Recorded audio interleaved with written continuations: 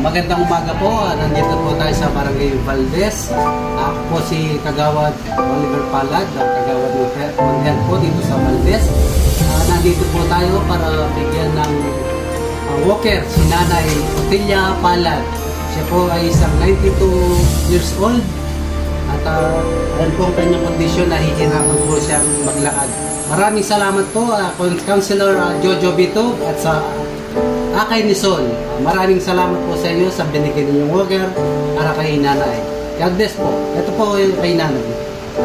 Nay, ito po bigay ng Akay ni Sol at